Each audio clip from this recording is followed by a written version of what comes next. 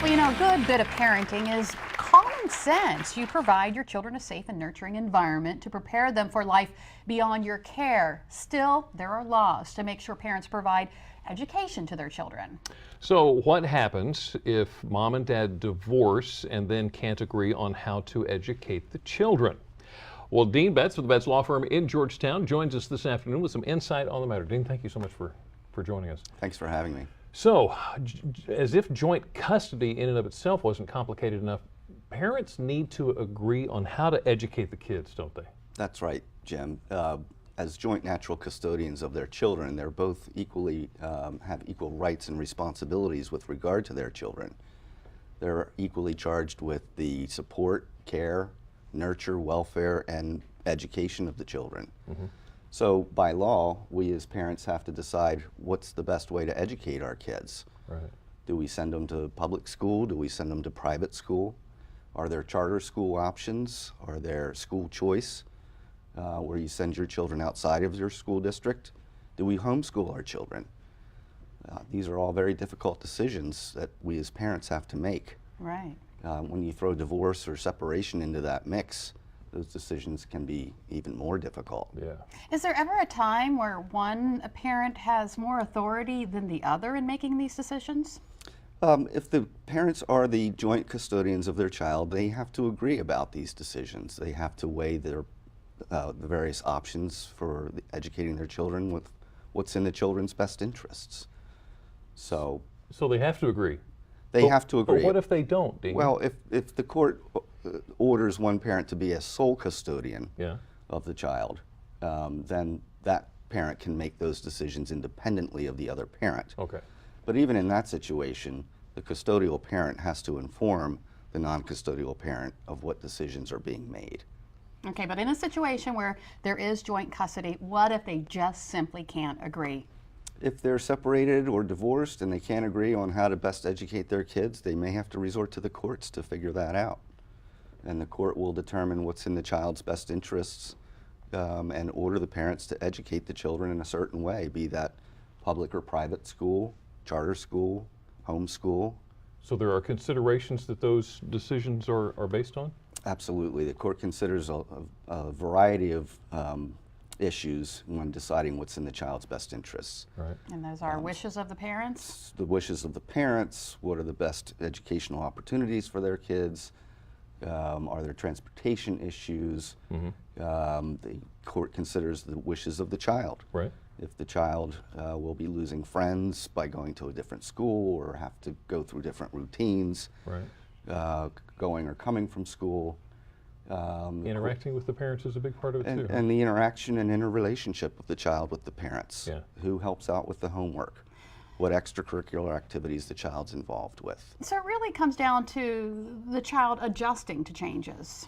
And the child's adjustment is important as well. What if a parent is, for example, moving because they found a new job or they're losing their home and things like that? Does that mean the child has to change schools?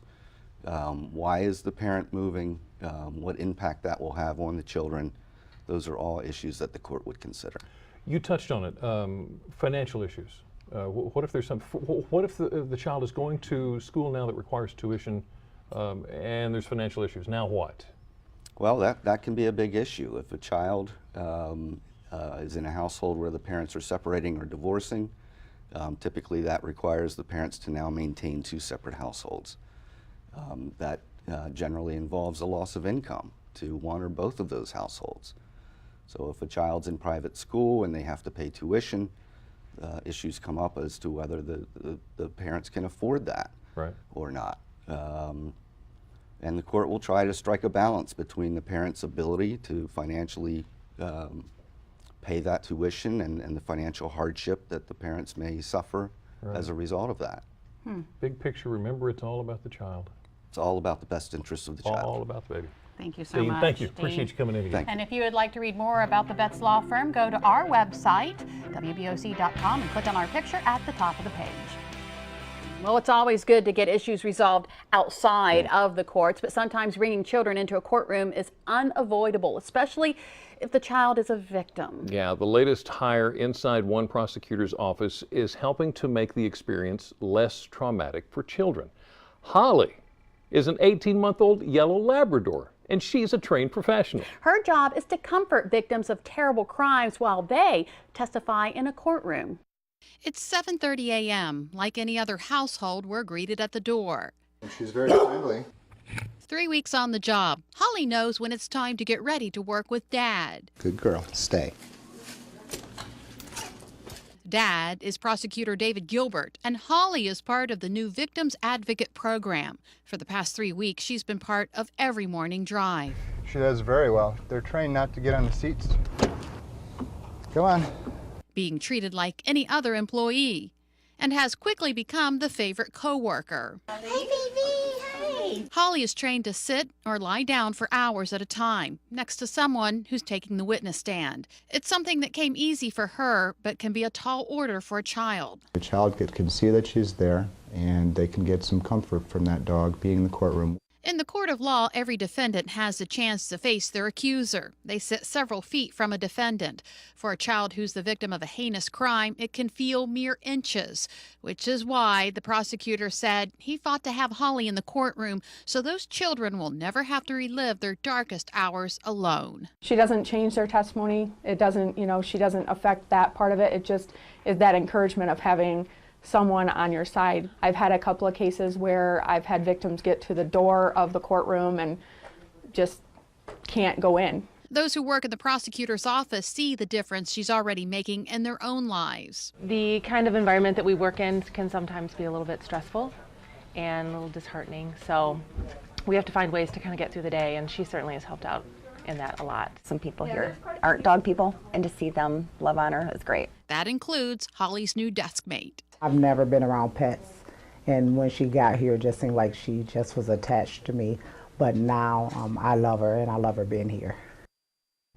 The prosecutor's office was on a waiting list for 15 months before getting Holly. You know, it's no surprise to a lot of us that dogs can be trained for a lot of jobs. For instance, even to protect law enforcement from the many dangers they face every day. Now, tomorrow on Delmarva Life, we're going to learn more about how they're trained.